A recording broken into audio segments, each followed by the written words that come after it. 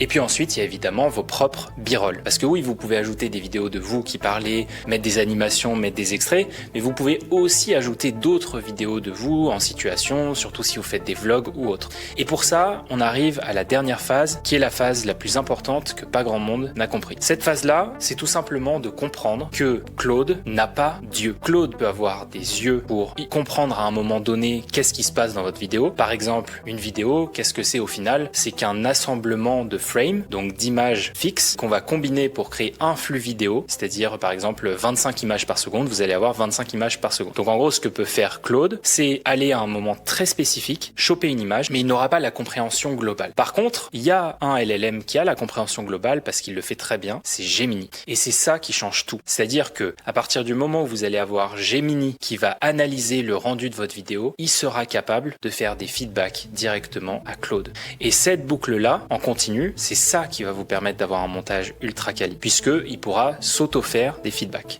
Et ça, vous avez la possibilité d'intégrer directement Gemini dans votre skill afin qu'il aille lui envoyer la vidéo dès qu'il a fini et ainsi recevoir des feedbacks, faire les améliorations en continu. Donc ça, c'est pour la phase centrale, que peu importe ce que vous faites, que ce soit des animations, que ce soit pour mettre d'autres vidéos de vous, c'est important d'avoir Gemini qui va tout analyser, qui va tout regarder. Tout simplement parce qu'il va être capable de dire ce qui est intéressant, ce qui est pas intéressant et pouvoir disposer les éléments comme il faut.